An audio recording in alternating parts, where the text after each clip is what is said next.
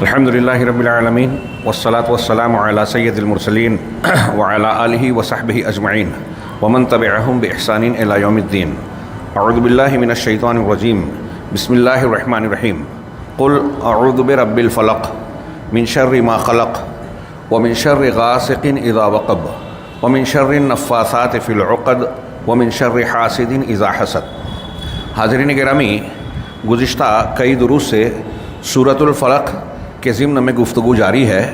پچھلے درس میں اس سورہ مبارکہ کی آخری آیت وَمِن شَرِّ حَاسِدٍ إِذَا حَسَدَ کی کچھ تشریح اور اس سے متعلق کچھ گفتگو ہوئی کہ بندے کو اللہ نے تعلیم دی کہ رب الفلق سے جن چیزوں سے پناہ مانگ رہا ہے اس میں یہ بھی شامل کرے کہ حسد کرنے والے کے شر سے جب وہ حسد کرے۔ یہ بات گزری کہ حسد کا عمومی جو معنی ہم جانتے ہیں وہ یہ کہ کسی غیر کی حاصل شدہ نعمت کے زوال کی تمنا کرنا۔ اسے جو اللہ نے نعمت عطا کی ہے، کوئی شخص یہ چاہے کہ یہ نعمت اس سے چھن جائے، زائل ہو جائے۔ یا بعض شکلوں میں یہ بھی ہے کہ اگر کوئی شخص نعمت سے محروم ہے، جاہل ہے، غریب، فقیر، نادار ہے، یا اور کوئی ایسی نعمت جو انسان چاہتا ہے لیکن اسے حاصل نہیں ہے، تو دوسرا بندہ یہ خواہش رکھے، تمنا کرے کہ اسے ہمیشہ اسی حالت میں اللہ رکھے، اسے وہ نعمت نہ مل سکے، یہ اس کا منفی پہلو ہے، اسے بھی حسد میں شمار کیا جاتا ہے۔ ہم نے پیچھے جانا کہ حسد جو ہے وہ بڑا خطرناک مرض ہے، بڑی بیماری ہے، انسانی طور پر بہت بڑی بیماری ہے اور ایک عظیم گناہ ہے، اللہ رب العالمین کی بہت بڑی نافرمانی ہے۔ اگر غور سے دیکھیں تو ایک آدمی کسی کو حاصل شدہ نعمت کے زوال کی جو خواہش کرتا ہے کہ اللہ تعالیٰ اس سے وہ چیز جو دی ہے چھین لے، غور کیجئے کہ یہ اللہ تبارک و تعالیٰ کے فیصلے پر استدراک کر رہا ہے، اعتراض کر رہا ہے۔ جیسے ہم میں سے کوئی شخص کوئی کام کرے، آپ کہیں کہ یہ کام ٹھیک نہیں ہے، آپ کو ایسے نہیں ایسے کرنا چاہیے، فلاں کو یہ چیز نہیں دینی چاہیے، فلاں سے یہ معاملہ نہیں کرنا چاہیے، تو ہم اور آپ ایک دوسرے کو کہتے ہیں یہ ٹھیک ٹھاک ہے، ہم سے خطائیں غلطیاں ہو سکتی ہیں، ہم ہر چیز کو جانتے نہیں ہیں۔ لیکن اگر ایک بندہ کسی کو حاصل شدہ نعمت پر جب اعتراض کر رہا ہے تو وہ کس پر اعتراض کر رہا ہے؟ اس کو نعمت دینے والا کون ہے؟ ظاہر سی بات ہے ہمارا ایمان و یقین ہے اور بالکل کھلی بات ہے کہ اللہ رب العالمین۔ کسی کو خوبصورت بنایا اللہ نے، دولت دی اللہ نے، نعمت دی، اقتدار دیا، مقبولیت دی، عزت دی، جو بھی نعمت عطا کی اللہ کی طرف سے ہے۔ اب ایک بندہ چاہ رہا ہے کہ وہ نعمت اس سے چھن جائے، اس کا مطلب یہ کہ اللہ تبارک و تعالیٰ نے جو چیز دی ہے اسے زائل کرنے اور اسے چھیننے کی خواہش رکھتا ہے، یعنی اللہ کے فیصلے پر اسے اعتراض ہے، تقدیر پر اعتراض ہے۔ یہ چھوٹی موٹی نافرمانی نہیں ہے، اللہ تبارک و تعالیٰ پر استدراک، اللہ رب العالمین پر اعتراض کی شکل ہے۔ تو یہ بہت بڑی بیماری ہے، اس سے متعلق کچھ باتیں گزری اور یہ پیچھے ہم نے جانا کہ حاسد کا شر جو ہے اس میں نظر بد والا معاملہ بھی شامل ہے۔ آگے میں نے جیسا کہ عرض کیا تھا آپ سے، علامہ ابن قیم رحمہ اللہ کی تفسیر المعوذتین میرے سامنے ہے، اس کی من شر حاسد اذا حسد کی کچھ بحثیں بہت اہمیت کی حامل ہیں۔ ہماری روزمرہ کی زندگی میں اور ہمارے فائدے کے اعتبار سے اسے ہمیں جاننا چاہیے۔ اور میں نے جیسا کہ بیان کیا کہ یہ صورتیں عام طور سے ہم لوگ پڑھتے ہیں، سنتے ہیں، بہت سے لوگ ترجمہ بھی جانتے ہیں صبح و شام کے اذکار میں، لیکن اس کی اہمیت و افادیت سے ہم ناواقف ہی رہتے ہیں۔ تو پچھلے درس میں جو تذکرہ میں نے کیا کہ کس طریقے سے مسلمانوں کے مابین جو تنازعات، جھگڑے، معاملے، ایک دوسرے کے تعلق سے کینہ کپٹ کا معاملہ ہوتا ہے، وہاں کہیں نہ کہیں حسد کا شر ضرور کار فرما ہوتا ہے، اس میں اپنا عمل کرتا ہے۔ اگر یہ حسد کی بیماری کا ہم علاج کر لیں اور جان جائیں، اس کے شر سے اپنے آپ کو بچا لیں، تو بہت سارے شرور و فتن، الجھنوں اور پریشانیوں سے ہم کو نجات مل جائے۔ اللہ رب العالمین نے یہ خاص طور سے دعا سکھائی، تو اس کا یہی اس کے لیے کافی ہے کہ رب العالمین نے سکھائی ہے، ہمیں اس پر توجہ دینی چاہیے۔ شیخ علامہ ابن قیم کی باتوں کا کچھ خلاصہ پیش کروں۔ وہ کہتے ہیں کہ وَمِن شَرِّ حَاسِدٍ اِذَا حَسَد میں جو حسد کا تذکرہ ہے، یہ حسد جنوں کی طرف سے بھی ہو سکتا ہے، یعنی شیاطین، شریر جن کو شیاطین کہتے ہیں، جنوں کی طرف سے بھی ہو سکتا ہے اور انسانوں کی طرف سے بھی، اس لیے کہ شیطان اور اس کی جماعت لوگوں سے، مومنوں سے اس نعمت پر بہت جلتے ہیں جو اللہ نے ایمان کی شکل میں، دین کی شکل میں اپنا فضل کے طور پر انہیں عطا کیا ہے. جیسے ابلیس نے ہمارے باپ آدم علیہ السلام سے حسد کیا، جو کہ آدم اور ان کی ذریت کا دشمن ٹھہرا. اللہ تعالیٰ نے صاف کہا ان الشیطان لکم عدو فاتخذوہ عدوا، شیطان تمہارا دشمن ہے، تم اسے دشمن ہی جانو گردانو. جب دشمن ہے تو دشمن کا بھلا نہیں چاہتا. لیکن ایک بات کہا کہ شیاطین کی طرف سے بھی حسد ہوتا ہے، لیکن شیاطین کی طرف حسد سے زیادہ خاص شر جو ہے وہ وسوسہ ڈالنا ہے، جس کا تذکرہ اگلی صورت میں ہے، ہم سورہ ناس میں پڑھیں گے. اور انسانوں کا شر وسوسے کی شکل میں بھی ہوتا ہے. انسان اور جن دونوں کے یہاں حسد بھی ہے، وسوسہ بھی ہے، لیکن وسوسے کا زیادہ عمل شیطان کی طرف سے ہوتا ہے، زیادہ خاص ہے. اور ان دونوں میں انسانوں کی طرف حسد کا معاملہ زیادہ خاص ہے، اگرچہ کہ دونوں میں یہ چیز پائی جاتی ہے، یعنی دونوں میں حسد کرنے والے بھی ہیں اور وسوسہ ڈالنے والے بھی. لہٰذا جب ہم نے یہ دعا مانگی من شر حاسد اذا حسد، تو جن، شیطان اور انسان دونوں کے حسد سے ہم پناہ مانگ رہے ہیں. اس میں عموم ہے، صرف انسانوں میں نہیں، شیاطین میں بھی جو حسد رکھتے ہیں ہم سے، ان کے شر سے بھی پناہ مانگنا شامل ہو گیا. چنانچہ 4 شرور کا تذکرہ کرنے کے بعد شیخ کہتے ہیں کہ آپ غور کیجئے سورۃ الفلق کتنی جامع ہے. میں نے اس سے پہلے آغاز میں ایک روایت کی طرف اشارہ کیا تھا کہ ایک صحابی نے آ کے اللہ کے نبی صلی اللہ علیہ وسلم سے ایک مفصل بڑی سورت کی تعلیم کا مطالبہ کیا. تو آپ نے انہیں کہا کہ تم سورۃ الفلق کو سیکھ لو، اس کی جامعیت کہیں زیادہ بلند ہے. تو ان تفصیلات کو جو ہم پڑھ رہے ہیں غور کر کے اللہ کے نبی صلی اللہ علیہ وسلم کی یہ بات ہماری سمجھ میں آ سکتی ہے. چنانچہ شیخ نے کہا کہ یہ سورہ فلق جو ہے، کائنات میں جتنے بھی شر پائے جاتے ہیں، جتنی برائیاں پائی جاتی ہے، سب سے استعاذہ، پناہ مانگنے کے مضمون پر مشتمل ہے. 4 قسم کے شرور کا اس میں ذکر کیا گیا جس سے پناہ مانگی گئی. پہلا عمومی شر، قل اعوذ برب الفلق من شر ما خلق. تو من شر ما خلق جتنی مخلوقات ہیں جو اللہ نے پیدا کیا اور جن کو پیدا کیا، اس میں ہمارے آپ کے یا دوسروں کے لیے شر اور نقصان کے جو پہلو ہو سکتے ہیں وہ سب اس میں آ گئے. کوئی چیز اللہ نے ایسی پیدا نہیں کی کہ وہ سراپا شر ہو. من وجہ نسبتاً یہ شرور فتنے ہو سکتے ہیں آزمائش کے طور پر، اور اس کی اپنی حکمتیں ہیں، ایک الگ بحث ہوگی. لیکن جتنی مخلوقات میں شر کا اگر کوئی پہلو ہے، کوئی بھی مخلوق ہو، جن و شیاطین ہو، انسان ہو، جانور و حیوان ہو، ظاہر دکھائی دینے والے، نہ دکھائی دینے والے، کیڑے مکوڑے، اور جتنی بھی چیزیں ہو سکتی ہیں، ما خلق میں سب آ گئے. جن کو بھی پیدا کیا ان تمام کے شرور سے. پھر اس کے بعد اندھیرے اور رات کے شر سے، من شر غاسق اذا وقب، جب وہ چھا جائے اندھیرا، یہ 2 قسمیں ہوئی. پھر اس کے بعد تیسری اور چوتھی چیز، چوتھا شر جادوگر کا شر اور حسد کرنے والے کا شر. یہ دونوں بھی جو ہے ایک قسم ہے شر کی جو نفس شریرہ کی جانب سے آتی ہیں. ان میں سے ایک جو ہے وہ شیطان کی مدد حاصل کرتا ہے.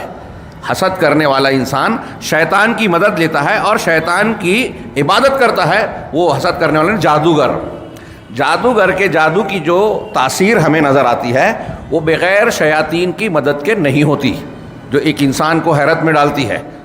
آپ ایسے بہت سارے، اگر میں اس میں جاؤں تو بہت لمبا چوڑا معاملہ ہو جائے گا. ہمارے ایک نو مسلم دوست تھے، انتقال کر گئے. انہوں نے بتایا تھا کہ ایک ناگا سادھو مسلمان ہوا، تو اس سے ہم نے پوچھا کہ آپ لوگ بہت ساری کرتب بازی کا مظاہرہ کرتے تھے، کیسے کرتے تھے؟ انہوں نے کچھ واقعات کا بھی ذکر کیا، میں اس تفصیل میں نہیں جانا چاہتا. تو اس نے کہا، جو مسلمان ہو چکا تھا، اس نے کہا کہ اس میں ہماری طاقت قوت اور ہمارا کوئی کمال نہیں ہوتا تھا، شیاطین ہماری مدد کرتے ہیں. انہوں نے ایک مثال دی، ذرا بولتے ہوئے اچھا نہیں لگتا لیکن چونکہ یہ ہوتا ہے. اپنے عضو تناسل کے ذریعے سے ایک ڈور باندھ کر ٹرک میں اس سے ٹرک کو کھینچنا کہ ہم کو اتنی شکتی اور پاور حاصل ہے. گویا یہ وہ ایک کرامت کے طور پر پیش کر رہے ہیں لوگوں پر اثر ڈالنے کے لیے، اور لوگ ظاہری نگاہوں سے دجالوں کے ایسے دجل اور فریب سے دھوکہ کھا ہی جاتے ہیں. آج ہم دیکھ سکتے ہیں کہ تھوڑا موڑا کوئی ایک واقعہ نقل کر دیا جائے تو اس بنیاد پر لوگ شرک کے راستے پہ چلے جاتے ہیں. تو بہرحال اس طریقے سے یہ شیخ کہہ رہے ہیں کہ جو جادوگر ہوتا ہے وہ شیاطین سے مدد لیتا ہے، اور کہہ رہے ہیں کہ کوئی بھی جادو شیطان کی کسی نہ کسی قسم کی عبادت کے بغیر عمل میں نہیں آتا، انجام نہیں پاتا. یعنی جادوگر جب جادو کرتا ہے تو جادو کی کوئی بھی قسم ہو جو کفر ہے، اور کفر اسی لیے ہے کہ اس کا اثر اسی وقت آتا ہے جب شیطان سے مدد لی جائے اور شیطان کی عبادت کی جائے، یا تو شیاطین کے نام سے کوئی جانور وغیرہ ذبح کیا جائے، یا اس کا ارادہ کیا جائے، یا غیر اللہ کے نام پر ذبح کیا جائے، بظاہر کسی بزرگ اور کسی پیر اور کسی فلاں اور فلاں کے نام پہ، شیطان کے نام پہ نہیں۔ لیکن جیسا کہ آپ سورہ نساء کی آیت میں جان سکتے ہیں کہ انسان اللہ کے سوا جس کی بھی عبادت کرتا ہے، کسی کو بھی اللہ کا شریک ٹھہراتا ہے، وہ حقیقت میں شیطان کی ہی عبادت کر رہا ہے، اس لیے کہ شیطان کے حکم پر یہ کر رہا ہے۔ چنانچہ یا تو وہ غیر اللہ کے لیے ذبح کریں، یا اس کے علاوہ شرک اور فسق و فجور کی کوئی بھی قسم اختیار کرتا ہے، اور ایسا کر کے وہ شیطان کی اطاعت کرتا ہے۔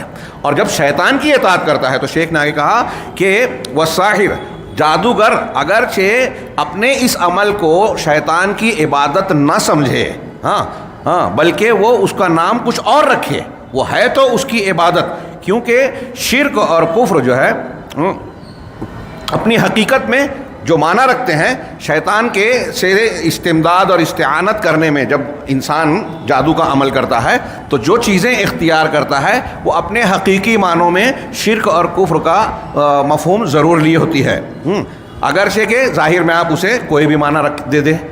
یہ تو واضح چیز ہے کہ اگر آپ شراب کو شربت بول کے پینے لگیں تو اس کا حکم نہیں بدل جائے گا کہ آپ جائز چیز پی رہے ہیں، نام سے جو ہے فرق نہیں پڑتا، اس کی حقیقت اور تاثیر سے فرق پڑتا ہے۔ چنانچہ اگر کوئی شخص کسی مخلوق کو سجدہ کرے اور کہے کہ یہ سجدہ نہیں ہے بلکہ میں تو اس کے سامنے عاجزی کا مظاہرہ کر رہا ہوں اور اپنی پیشانی سے زمین کو بوسہ دے رہا ہوں، تو اس کی نعمتوں کے ساتھ اس کو بوسہ دے رہا ہوں، یا اس میں اس کی اکرام مقصود ہے، اس کا سجدہ کرنا مقصود نہیں ہے، تو اس کے اس لفظی ہیر پھیر سے، گورکھ دھندے سے اس کا شرک اور کفر جو ہے وہ بدل نہیں جائے گا۔ اگر اس نے سجدہ کیا ہے تو غیر اللہ کی عبادت ہو گئی، کفر ہو گیا، نام چاہے کچھ بھی دے۔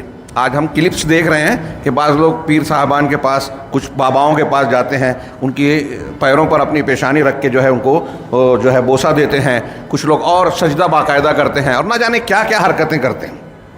اب یہ نام چاہے جو دیویں کہ آداب پیر و مرید ہے، یا اس میں یہ مقصود نہیں اور وہ مقصود ہے، اس میں دلیلیں دیتے ہیں کہ اللہ تبارک و تعالیٰ نے ابلیس کو، فرشتوں کو حکم دیا تھا آدم کو سجدہ کرو اور انہوں نے کیا، تو کیا وہ مشرک ہو گئے؟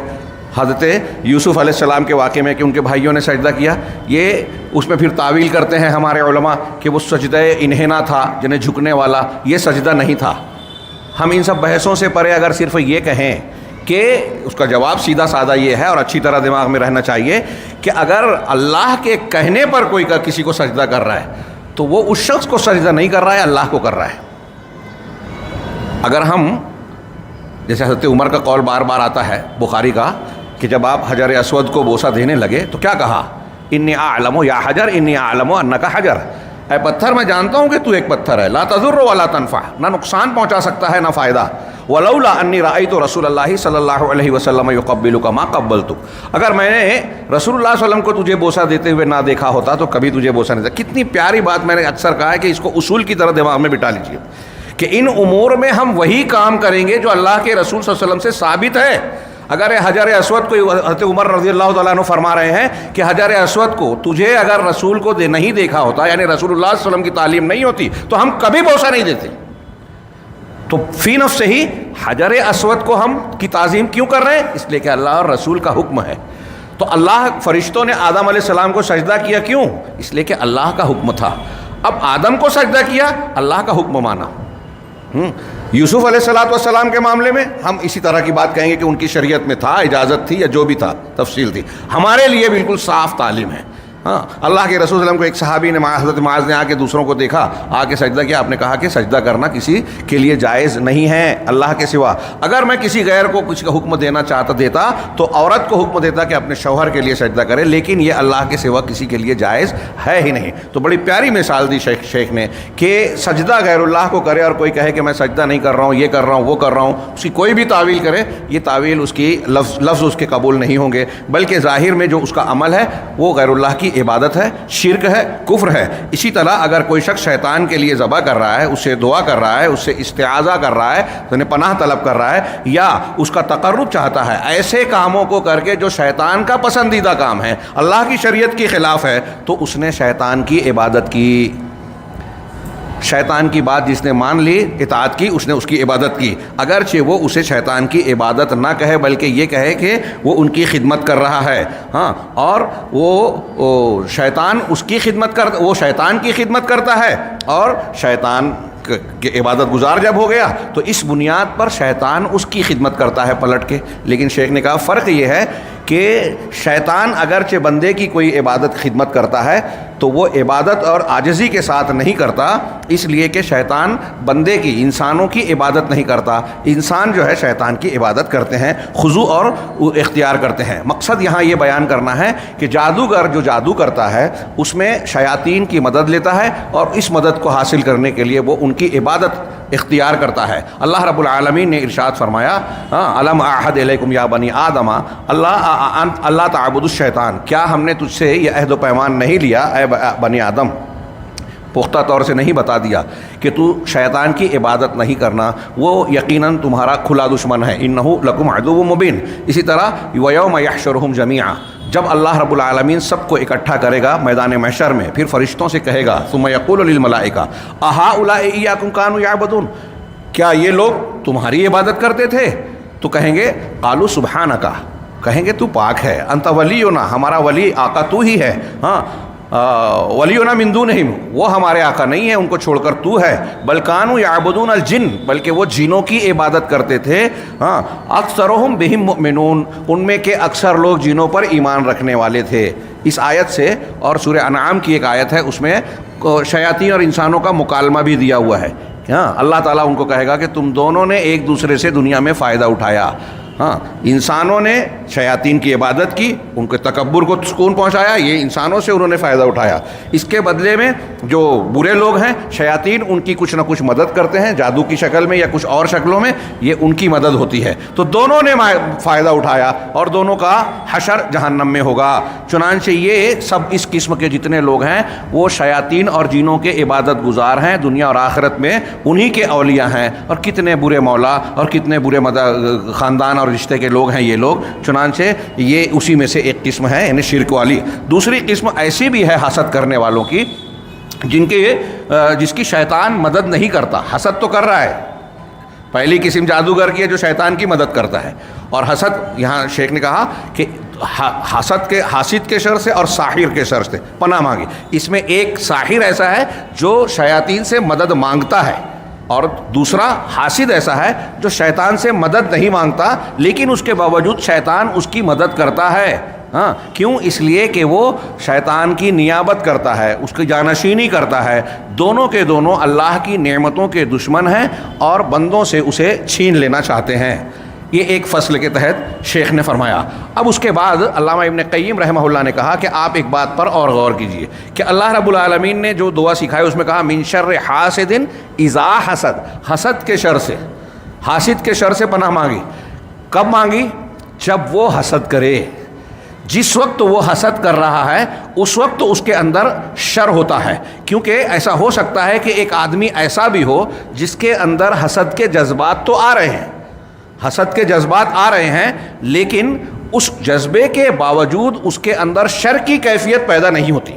پچھلے دروس میں یہ بات آئی تھی کہ جب کوئی شخص حسد کرتا ہے یا کسی پر نظر بد ڈالتا ہے تو اس کی ایک زہریلی کیفیت ہوتی ہے، اس کے دل کی، جذبات کی اور نگاہوں کی، جو اپنے محسود اور جن کو نشانہ بنانا ہوتا ہے اس پر اثر انداز ہوتی ہے۔ ہاں، اس کی مثال دوسری حدیث سے وہ ذوالطوفیتین اور ابتر والے سانپ سے بھی دی گئی کہ حدیث میں کہا گیا کہ ان کی آنکھ میں آنکھ ملا کے دیکھنے سے حمل ضائع ہو جاتا ہے اور آنکھ کی بینائی چلی جاتی ہے۔ تو گویا نگاہوں میں ایسی زہریلی تاثیر رکھی ہے اللہ نے، اگرچہ وہ سائنس والے اور عقل والے اس کو نہ مانے، نہ سمجھ میں آئے، ہاں، ایسا آج ہم اپنے طور سے محسوس کر سکتے ہیں۔ بعض مرتبہ کچھ نگاہوں کو دیکھ کر ہمیں ڈر محسوس ہوتا ہے دہشت محسوس ہوتی ہے، بعض مرتبہ کچھ اور جذبات ہوتی ہیں، آنکھوں میں باتیں ہوتی ہیں، یہ عشق اور معاشقے میں اس طرح کی باتیں لوگ کرتے ہیں، بکواس ہوتی ہے وہ، لیکن یہ تو صحیح ہے کہ نگاہیں بھی بات کر سکتی ہیں، یا نگاہوں کے اثرات عمومی طور سے انسان محسوس کرتا ہے، الگ الگ نگاہوں کے الگ الگ مطالب، ایک آدمی غصے میں ہوتا ہے، ایک آدمی بہت خوش ہوتا ہے، ایک آدمی کہ کوئی فکر اور ٹینشن ہوتا ہے، بہت سے لوگ چہرہ اور آنکھ دیکھ کر اس کو محسوس کر لیتے ہیں۔ بعض ڈاکٹرز اور اطباء نگاہوں کی، آنکھوں کی بعض علامتوں کی بنیاد پر مرض کی علامت کے طور پر اسے شناخت کر لیتے ہیں اور بیماری کا علاج کرتے ہیں۔ تو بہرحال اس تناظر میں شیخ نے کہا کہ ایسا ممکن ہے کہ حسد کرنے والا ایک شخص ایسا بھی ہو کہ دل میں حسد کے جذبات تو آ رہے ہیں، لیکن اس کے باوجود اس کے اندر حسد کی وہ کیفیت جو دوسرے کو نقصان پہنچانے والی، ایذا دینے والی، شر والی ہو، وہ پیدا نہ ہو۔ کیوں؟ اس لیے کہ وہ مومن ہو سکتا ہے۔ ایک آدمی مسلمان ہے، مومن ہے، اس کو حسد کے شر کا، حسد کی برائی کا علم ہے، اب اس کے اندر کسی کے تعلق سے دیکھنے کے بعد جلن اور حسد پیدا ہو رہی ہے، لیکن اپنے ہی دل میں وہ اپنے اس جذبے کو ختم کر دیتا ہے، مٹا دیتا ہے۔ کیوں؟ اس لیے کہ وہ یہ جانتا ہے کہ یہ نعمت اس کو اللہ نے دی ہے۔ میرے دل میں جو جذبہ آ رہا ہے وہ شیطان کا وسوسہ ہے، وہ برائی کا جذبہ ہے، مجھے اسے پالنا نہیں چاہیے، اسے جھٹک دینا چاہیے۔ چنانچہ ایسا کوئی شخص جو ایسا جذبہ آئے، آپ کے تعلق سے میرے دل میں کوئی برا خیال آئے، لیکن میں اس خیال کو عملی جامہ نہ پہناؤں، اس پر آگے نہ بڑھوں، بلکہ اپنے دل سے اسے مٹا دوں کہ نہیں، میرا بھائی ہے مسلمان اور اللہ رب العالمین نے یہ اس کو عطا کیا ہے نعمت، لہذا مجھے آگے نہیں بڑھنا چاہیے، تو وہ کام کرنا چاہیے جو اللہ کو پسند ہے۔ اور ایسا جذبہ دنیا کا کوئی بھی انسان ہو، مرد ہو، خواتین میں زیادہ ہوتی ہے کہتے ہیں، کوئی بھی انسان ہو، اس قسم کا خیال آنا اس سے وہ کوئی بھی محفوظ نہیں ہے۔ ہم میں سے، آپ میں سے کوئی بھی نہیں ہے جس کے دل میں اس قسم کا خیال نہ آئے۔ یہی امتحان ہے کہ جب ہمارے دل میں کسی کے بارے میں خیال آئے کہ ارے اس کو ایسی نعمت ملی ہے، دولت ملی ہے، شہرہ ملا ہے، مقبولیت ملی ہے، جو بھی ہو نعمت، یہ خیال آئے گا تو دل میں آتا ہے کہ اس کو ملی، مجھے نہیں ملی۔ اب یہیں سے اگر آدمی نے اس کی نعمت کے زوال کی خواہش کر لی تو یہ حرام میں پڑ گیا، اپنا ہی تیر اپنی ہی طرف مانتا۔ حسن بصری رحمہ اللہ سے ایک قول نقل کیا انہوں نے، امام حسن بصری رحمہ اللہ سے کسی نے پوچھا ایحسد المؤمن، کیا کوئی مسلمان بندہ حسد کرتا ہے، کر سکتا ہے؟ تو انہوں نے بڑا پیارا جواب دیا، ما انسا کا اخوۃ یوسف، کہ یوسف علیہ السلام کے بھائیوں کو تم کو کس نے بلا دیا، کیسے بلا دیا؟ مطلب حضرت یوسف علیہ السلام کے بھائی تھے، سگے بھائی تھے باپ کی طرف سے، اور پھر کیا نام ہے، وہ مسلمان بھی تھے، اصحاب ایمان بھی تھے، حضرت یعقوب علیہ السلام کے فرزندان تھے، اپنے باپ کے دین پر تھے، اور نبیوں کے خاندان کے تھے۔ تو حضرت یوسف کے بھائی ہیں، یہ بھی نبی ہونے والے، نبی کے بیٹے ہیں، پھر بھی حسد رکھا اور قرآن نے اس واقعے کو نقل کیا۔ تو شیخ نے کہا کہ ایسا ہو سکتا ہے۔ مطلب کیا ہوا اس کا جواب؟ کہ مسلمان کے اندر جذبہ حسد آ سکتا ہے، لیکن جب جذبہ حسد کا آیا تو دو شکل ہوگی۔ پہلی شکل وہی جو ابھی ہم نے بیان کی کہ فرق یہ ہے کہ ایک آدمی کے دل میں ایسی ایمانی قوت، ایسی نیکی موجود ہے، ایمان ہے کہ جس کی بنیاد پر وہ اس برے جذبے یا شیطان کے وسوسے کو اپنے دل میں پنپنے نہیں دیتا، اس بات کو مانتا نہیں ہے۔ اپنے دل میں آئی بات کہ اس کی نعمت کے تعلق سے جلن پیدا ہوئی، لیکن اپنے دل کو منایا، اس پر جبر کیا، اس کی بات کو مان کر حسد جلن کے جذبے میں اپنے آپ کو مبتلا نہیں کیا۔ کیوں؟ اس لیے کہ اسے اس بات کا یقین ہے کہ یہ جو جذبہ میرے دل میں پیدا ہوا ہے، وسوسہ آیا ہے، یہ اللہ تبارک و تعالیٰ کے فیصلے کے خلاف ہے، اللہ رب العالمین اسے ناپسند کرتا ہے، اور اللہ تبارک و تعالیٰ اسے پسند کرتا ہے کہ بندہ مومن دوسرے کی نعمت پر ماشاء اللہ کہے اور اس پر خوش ہو۔ چنانچہ وہ ایسا شخص جب اس کے دل میں آئے گا تو اپنے دل سے ہی خود ہی لڑتا ہے۔ ایک آدمی جس کے دل میں وسوسہ آیا، خیال آیا، غلط خیال، اور وہ اس خیال سے لڑ رہا ہے کہ نہیں، مجھے اس پر عمل نہیں کرنا ہے، مجھے اس پر آگے نہیں بڑھنا ہے، تو گویا وہ اپنے آپ سے اندر لڑ رہا ہے، دل کو دبا رہا ہے۔ کہہ رہے ہیں فَهُوَ يُجَاهِدُ نَفْسَهُ عَلَى ذَلِكَ عَلَى دَفْعِ ذَلِكَ، اپنے نفس کو اس بات سے، اپنے نفس سے جہاد کرتا ہے کہ اس جذبے کا دفع کر دیا جائے، اور اس کا علاج کیسے کرتا ہے کہ جس کے تعلق سے حسد کا جذبہ پیدا ہوا، آپ کے تعلق سے میرے دل میں حسد کا جذبہ پیدا ہوا تو مجھے کیا کرنا چاہیے؟ مجھے یہ سوچنا چاہیے کہ اللہ نے یہ نعمت دی ہے، اللہ اسے ناپسند کرتا ہے کہ میں اس سے جلوں، اب بہتر یہ ہے کہ میں اس کے حق میں دعائے خیر کروں۔ جس سے آپ کو دل میں حسد کا جذبہ جس کے تعلق سے آئے نا، تو شیطان پر جو ہے اور اپنے دل کے شر والے جذبے کو دفع کرنے پر سب سے بہترین ضرب یہ ہے کہ آپ محسود جس کے تعلق سے حسد کا جذبہ ہوا اس کے لیے خیر کی دعا کرو۔ اس سے آپ کا دل بھی صاف ہو جائے گا، اور آپ زبان، اعضاء و جوارح سے جس طرح نقصان ایک آدمی پہنچاتا ہے ایسے دل سے بھی پہنچاتا ہے، اس سے آپ بچ جائیں گے ایسا کر کے جب خیر کا پہلو کریں گے۔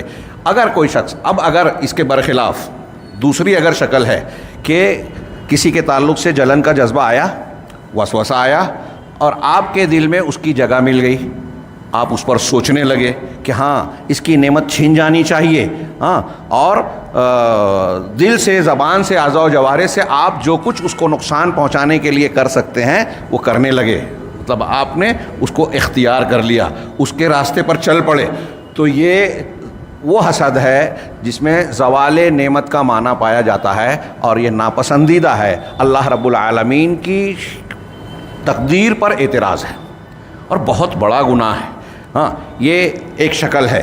شیخ نے آگے کہا کہ حسد کے 3 مرتبے ہیں، 3 درجات ہیں، 3 شکلیں ہیں۔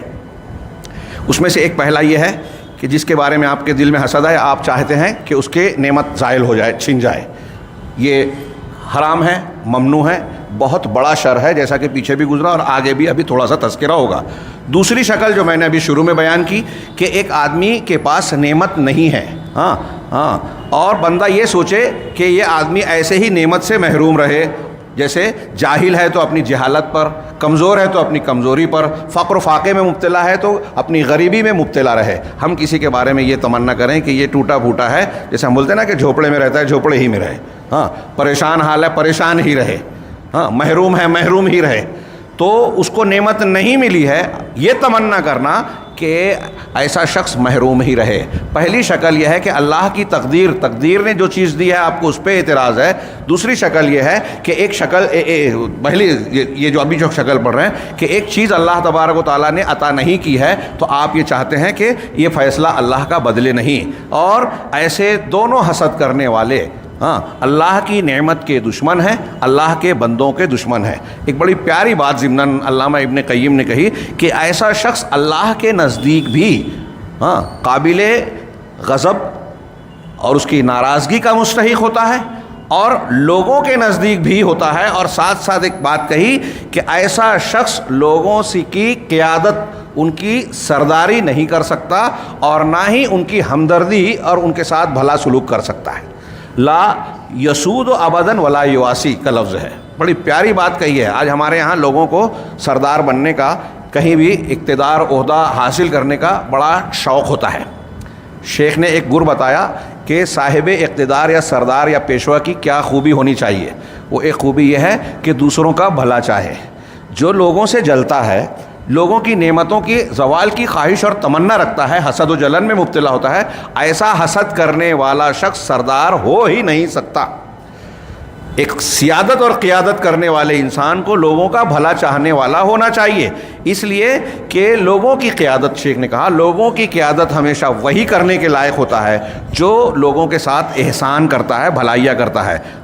اور اگر کوئی ایسا ہے جو جلن حسد رکھتا ہے، جیسے آج کل ہمارے یہاں ہے کہ ایک آدمی ایک مذہب کا ہے تو دوسرے مذہب والوں کے لیے مخالفت کرتا ہے۔ آج ہمارے یہاں ہماری سیاست جو ہے، دنیاوی سیاست، اس میں دیکھ رہے ہیں ہم یہ کھلے طور سے، واضح طور سے کہ مذہب کی بنیاد پر، اقلیت و اکثریت کی بنیاد پر، برادری اور جاتی کی بنیاد پر اپنی جاتی کے مقابلے میں دوسروں پر ظلم کرنا، ان کے حقوق کو محروم رکھنا، اور بہانے اور بہت سارے جو ہے ہیلوں سے جو ہے گھما پھرا کے باتیں کرنا، اس کو لوگ فن اور بہت اچھا سمجھتے ہیں، جبکہ یہ قیادت نہیں ہے، سیادت نہیں ہے۔ کسی ملک اور قوم کے بڑا ہونے کا یہ حق ہی نہیں ہے۔ اگر کوئی شخص بڑا ہے تو حقیقی بڑا وہ ہے جو چھوٹوں کے حقوق کو، کمزوروں کے حقوق کی حفاظت کرے، ان کی ادائیگی کا انتظام کرے۔ اور رہا کوئی ایسا شخص جو اللہ کا دشمن ہے، یعنی حسد جلن کرنے والا، اللہ کے فیصلے پر اعتراض اور لوگوں کا دشمن ہے، تو وہ لوگ اگر قائد بنتے ہیں جو آج ہمیں دکھ رہے ہیں، تو شیخ نے کہا کہ ایسے لوگ کبھی لوگوں کے اختیار اور دل کی محبت کے ساتھ قائد نہیں بنتے۔ ہاں، بلکہ یہ زیادتی کرتے ہیں، ہٹ دھرمی کرتے ہیں، طاقت قوت اور جبر و قہر کا راستہ اختیار کر کے لوگوں پر مسلط ہوتے ہیں۔ نتیجہ یہ نکلتا ہے کہ اگر قائد بن گئے، ہاں، بادشاہ بن گئے، حاکم بن گئے، وزیر اعظم بن گئے، تو ایسی صورت میں وہ عوام سے نفرت کرتے ہیں، بغض رکھتے ہیں، عوام ان سے نفرت رکھتے ہیں۔ یہ دوسری شکل تھی حسد کی۔ تیسری شکل جو ہے حسد غبطہ عربی میں کہتے ہیں، اس کو اردو زبان میں ہم کہیں گے رشک کرنا۔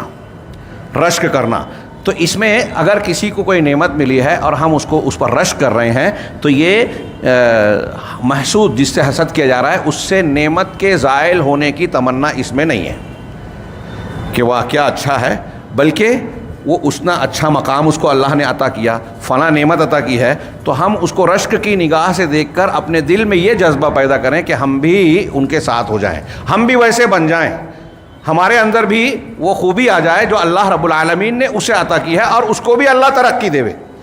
تو کہہ رہے ہیں کہ یہ اس میں کوئی حرج نہیں ہے اور نہ ہی اس پر ایسا کرنے والے کو عیب لگایا جائے گا، بلکہ یہ منافسہ سے قریب ہے۔ منافسہ یعنی نیکی کے کام میں ایک دوسرے سے آگے بڑھنا۔ سورہ مطففین میں اللہ رب العالمین نے جنت کا ذکر کرنے کے بعد کہا ہے وَفِي ذَلِكَ فَلْيَتَنَافَسِ الْمُتَنَافِسُونَ، اس معاملے میں ایک دوسرے سے آگے بڑھنے والوں کو ایک دوسرے سے آگے بڑھنا چاہیے۔ آج آسان زبان میں سمجھانے کے لیے کہوں کہ کمپٹیشن کرنے والوں کو اس میں کمپٹیشن کرنا چاہیے، یعنی جنت کو حاصل کرنے، نیکیوں میں ایک دوسرے سے آگے بڑھنا چاہیے۔ اور صحیح حدیث میں نبی صلی اللہ علیہ وسلم سے روایت ہے بخاری وغیرہ میں کہ لا حسد الا فی اثنتین، کہ حسد دو چیزوں میں، حسد نہیں ہے مگر دو چیزوں میں، مطلب ہر حسد غلط ہے، ناجائز ہے، حرام ہے، سوائے دو حسد کے۔ ایک کیا؟ رجل آتاہ اللہ مالا وسلطہ علی ہلاکتہ فی الحق، کہ ایک آدمی جس کو اللہ نے خوب مال عطا کیا اور اسے یہ اختیار اور توفیق عطا فرمائی کہ وہ نیکی اور حق کے کاموں میں اس مال کو خرچ کرے، ہاں، اس پر حسد کرنا کہ اللہ نے جیسے اسے دیا ہے مال مجھے بھی دیتا تو میں بھی نیکیوں کے کام میں خرچ کرتا۔ دوسرا وہ شخص جس کو اللہ نے حکمت عطا کی، حکمت سے مراد قرآن و حدیث کا یا دین کا علم، صحیح سمجھ، قرآن و سنت کی سمجھ، جس کو اللہ نے حکمت دی اور وہ اس حکمت کے تحت لوگوں کا فیصلہ کرتا ہے، صحیح فیصلہ کرتا ہے، انصاف کرتا ہے اور لوگوں کو اس کی تعلیم دیتا ہے، اس پر رشک کیا جائے گا کہ وہ صاحب علم ہے، صاحب معرفت ہے، تو جیسے اللہ رب العالمین نے اس کو دیا ہے ویسے کاش کہ مجھے بھی ملتا، اور اپنے لیے یہ جذبہ پیدا کرے کہ میں محنت کر کے میں بھی علم حاصل کروں۔ کہہ رہے ہیں کہ یہ حسد غبطہ ہے، یعنی یہ رشک والا حسد ہے جو کسی انسان کو نیکی اور اپنے آپ کو اوپر اٹھانے کے لیے بہت اہمیت کا حامل ہے، کہ اچھے لوگوں کو آپ پڑھیں، اچھے لوگوں کو آپ دیکھیں اور ان کی نعمت کے زوال کی بجائے ان کو دعا دیتے ہوئے آپ یہ چاہیں کہ میں کمپٹیشن کر کے ان کے زمرے میں، ان کی جماعت میں شامل ہو جاؤں، اللہ تبارک و تعالیٰ ایسے بڑے اور نیک لوگوں کی جماعت میں مجھے بھی شامل کر دے، میں ان سے پیچھے نہ رہوں کسی بھی شکل میں۔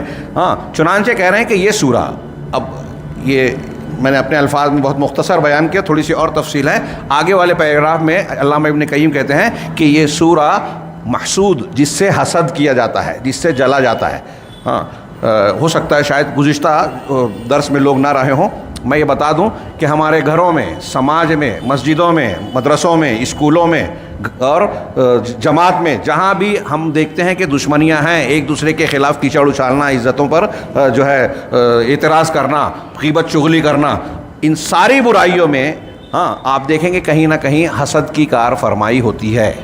لہٰذا کتنی اہمیت کی حامل چیز ہے، اور ہم میں سے ہر شخص کہیں نہ کہیں حسد کا شکار ہوتا ہے۔ تو یہ سورہ من شر حاسد اذا حسد کی دعا ہمارے لیے روز کی ضرورت ہے، اور اسی لیے روز کے اذکار میں نمازوں کے بعد بھی اسے بتایا گیا، صبح اور شام کے اذکار میں بھی بتایا گیا، سونے کے وقت بھی بتایا گیا۔ نبی کریم صلی اللہ علیہ وسلم اس کا بڑا اہتمام کرتے تھے، چنانچہ یہ کہہ رہے ہیں کہ جو جس سے حسد کیا جاتا ہے اس کی دواؤں میں یہ بہت بڑی دوا ہے، کیونکہ یہ اللہ رب العالمین پر توکل، اس سے پناہ لینے، اس سے استعاذہ کیا ہے بچاؤ حاصل کرنے پر مشتمل ہے، کہ حسد کرنے والا جو اللہ کی دی ہوئی نعمت کے زائل کرنے کی تمنا کر رہا ہے ہم سے، ہم اس کے شر سے اپنے آپ کو محفوظ اور سیف کر لیں، اس کے لیے یہ صورت بہت بڑا سبب ہے ایسے لوگوں سے بچاؤ کے لیے۔ چنانچہ جو شخص ایسا کرتا ہے یا اس صورت کے معنی اور مفہوم کو سمجھ کر اللہ سے دعا مانگتا ہے تو وہ ولی نعمت سے اس سے پناہ مانگ رہا ہے جو نعمتوں کا ولی ہے اور دینے والا ہے۔ گویا وہ یہ کہہ رہا ہے کہ اے اللہ، اے وہ ذات جس نے مجھ کو نعمت سے، عزت سے نوازا ہے، میں تیرے ہی ذریعے سے ایسے شخص کے شر سے پناہ مانگتا ہوں جس کی بنیاد پر یہ نعمت مجھ سے چھین سکتی ہے جو تو نے عطا کیا۔ اور اللہ رب العالمین کی ذات کافی ہے اس شخص کے لیے جو اس پر توکل کرتا ہے، اور وہی ہے جو ڈرنے والے کے ڈر سے اس کو بچاتا ہے اور پناہ طلب کرنے والے کو پناہ دیتا ہے۔ وہ سب سے بہترین مولا اور بہترین مددگار ہے۔ چنانچہ جو شخص اللہ رب العالمین کو اپنا آقا اور ولی بناتا ہے، اس کی پناہ میں اپنے آپ کو دے دیتا ہے اور اللہ پر بھروسہ کر کے دنیا کے دیگر تعلقات سے کٹ جاتا ہے، تو اللہ تبارک و تعالیٰ بلا تاخیر اس کی حفاظت کرتا ہے، اس کی نگرانی کرتا ہے۔ اور جو اللہ تبارک و تعالیٰ سے ڈرتا ہے تو اللہ تبارک تعالیٰ اس کو امن عطا فرماتا ہے اس چیز سے جس کا اندیشہ اسے ہو سکتا ہے، اور اس کی طرف ہر اس خیر اور بھلائی کو کھینچ کر لاتا ہے، اس کے دامن میں ڈال دیتا ہے رب العالمین، جو دنیا اور آخرت کا کے فائدے کی شکل رکھتا ہے۔ یہ باتیں جو علامہ ابن قیم نے کہی، یہ قرآن کی مشہور آیت سورۃ طلاق کی آیت نمبر 2-3 سے استدلال کیا۔ وَمَن يَتَّقِ اللَّهَ يَجْعَل لَّهُ مَخْرَجًا، جو اللہ سے ڈرتا ہے، تقوی اختیار کرتا ہے، اللہ اس کو ہر تنگی پریشانی سے نکلنے کی راہ بنا دیتا ہے۔ وَيَرْزُقْهُ مِنْ حَيْثُ لَا يَحْتَسِبُ، اور ایسے راستے سے اسے روزی عطا فرماتا ہے جس کا وہ گمان نہیں کرتا۔ وَمَن يَتَوَكَّلْ عَلَى اللَّهِ فَهُوَ حَسْبُهُ، اور جو اللہ پر توکل کرتا ہے، بھروسہ کرتا ہے، تو اللہ اس کے لیے کافی ہوتا ہے۔ یہ ابھی آگے تھوڑا سا پھر سے اور آئے گا۔ چنانچہ ایسے شخص سے اللہ کی مدد پیچھے نہیں رہتی، اس کا رزق اور عافیت اللہ رب العالمین پورا کا پورا اس کو فراہم کرتا ہے، اس لیے کہ اللہ تبارک و تعالیٰ جو چاہتا ہے اسے روکنے والا کوئی نہیں ہے۔ اللہ اپنے معاملے کو پورا کرتا ہے، اور ہر چیز کا ایک مقدار ہے، طے شدہ وقت ہے، جگہ ہے، جو آگے اور پیچھے نہیں ہوتی۔ اور جو اللہ تعالیٰ سے نہیں ڈرتا اسے دنیا کی ہر چیز ڈراتی ہے۔ اور کوئی بھی شخص دنیا کا ہو جو اللہ کے علاوہ کسی دوسرے سے ڈرتا ہے تو حقیقت میں اس کے دل میں اللہ کے خوف کی کمی ہے، اسی وجہ سے وہ دوسروں سے ڈرتا ہے۔ جس کے اندر اللہ کا خوف حقیقت میں کامل ہوگا وہ دنیا کی چیزوں سے نہیں ڈرے گا۔ اللہ تبارک و تعالیٰ نے فرمایا فَإِذَا قَرَأْتَ الْقُرْآنَ فَاسْتَعِذْ بِاللَّهِ مِنَ الشَّيْطَانِ الرَّجِيمِ، جب تم قرآن کو پڑھو تو اللہ کی پناہ میں آؤ، شیطان رجیم سے بچنے کے لیے اللہ کی پناہ میں آ جاؤ۔ إِنَّهُ لَيْسَ لَهُ سُلْطَانٌ عَلَى الَّذِينَ آمَنُوا، یقیناً شیطان کا زور اس شخص پر نہیں چلتا جو ایمان لائے، وَعَلَىٰ رَبِّهِمْ يَتَوَكَّلُونَ، اور وہ لوگ جو اپنے رب پر بھروسہ کرتے ہیں۔ اگر رب پر بھروسہ کرنے والے ہو جائیں تو حسد اور جادو کے شر سے بھی محفوظ ہو جائیں گے۔ انما سلطانہ، اس کا زور، اس کا غلبہ، علی الذین یتولونہ، ان لوگوں پر چلتا ہے جو شیطان کی رفاقت اختیار کرتے ہیں، اس کے ساتھ رہتے ہیں، والذین ہم بہ مشرکون، اور جو اللہ کے ساتھ شرک کرنے والے ہوتے ہیں۔ اللہ تبارک و تعالیٰ نے کہہ رہا ہے کہ جو مشرک ہے اور جو شیاطین کے دوست ہیں، شیطان کا زور انہی پر چلتا ہے، اور جو ایمان والے ہیں اور اللہ پر توکل کرنے والے ہیں ان پر شیطان کا زور نہیں چلے گا۔ پھر دوسری آیت پڑھی انما ذالکم الشیطان یخوف اولیاءہ فلا تخافوہم وخافون ان کنتم مؤمنین، یہ شیطان ہے جو اپنے اولیاء سے لوگوں کو ڈراتا ہے، لہذا تم ان سے مت ڈرو، مجھ سے ڈرو اگر تم ایمان والے ہو۔ ایمان ہے تو صرف اللہ کہہ رہا ہے مجھ سے ڈرو، یعنی تمہارے سینے میں صرف اللہ کا خوف ہونا چاہیے، اور خوف کو منفرد رکھو، یہ خوف عبادت ہے، خوف سر ہے۔ یہ ایک اور گفتگو شیخ نے کی۔ آخری بحث جو ہے فصل کے طور پر جو من شر حاسدین اذا حسد کے تحت ہمیں جاننا چاہیے، اور علامہ ابن قیم نے قدر تفصیل سے لکھا ہے، لیکن میں گھڑی دیکھ رہا ہوں اتنا موقع نہیں ہے کہ میں اس کو مفصل بیان کروں، حالانکہ بہت ہی پیاری بحثیں ہیں، بہت ہی پیاری معلومات ہے بیچ میں، اہم اور مفید۔ میں سرسری طور سے تذکرہ کروں۔ شیخ نے کہا کہ حسد کرنے والے کا شر، جو محسود جس سے حسد کرتا ہے، اس سے دور کرنے کے 10 اسباب ہیں۔ یہ ہمارے گھروں میں مرد، عورت، خواتین، بچوں کو پڑھانا چاہیے، یاد دلانا چاہیے کہ اگر کوئی ہم سے جلتا ہے، حسد کرتا ہے، وہ جن ہو، شیطان ہو، غیر مسلم ہو، پڑوسی ہوں، کوئی بھی ہو، ان سے بچنے کے یہ 10 اسباب ہمارے لیے انتہائی محفوظ قلعہ ہے۔ اور میں موجودہ حالات میں کہوں کہ ہمارے خلاف جو بھی حملے ہو رہے ہیں مسلمانوں کے خلاف، گھر پہ بلڈوزر چل رہے ہیں، بیجا گرفتاریاں ہو رہی ہیں، ہاں ہمارے خلاف سازشیں ہو رہی ہیں، قوانین بن رہے ہیں، ہمارے پاس جو نعمت ہے اس کو چھیننے کی کوشش ہو رہی ہے، پردہ ہے تو پردہ کو بے پردگی میں بدلنے کی کوشش ہو رہی ہے، اسلامی قوانین کو تبدیل کر کے اسلام کو بگاڑنے کی کوشش ہو رہی ہے، ہمارے درمیان کچھ لوگوں کو منکرین حدیث ہیں، مخالفین ہیں، ہاں صحابہ کرام کو برا بھلا کہنے والے لوگوں کو اپنے قریب کر کے، قادیانی، بہائی، منکرین حدیث، ان لوگوں کے ایجنٹوں کو ہمارے درمیان لانچ کیا جا رہا ہے۔ یہ ساری کوششیں جو ہو رہی ہیں اس کے دیگر اسباب کے تحت کے ساتھ ساتھ لوگوں کا حسد بھی ہے۔ پچھلے ہفتے میں نے قرآن کی آیتیں پڑھی تھی کہ اللہ تبارک و تعالیٰ نے قرآن میں ارشاد فرمایا ہے کہ یہود و نصارہ اور اہل کتاب اس نعمت سے جو دین کی شکل میں اللہ نے تم کو عطا کی ہے اس پر حسد کرتے ہیں، اور یہ چاہتے ہیں کہ اللہ نے جو نعمت تم کو دی ہے وہ چھین جائے اور تم ان کی طرح کافر بن جاؤ۔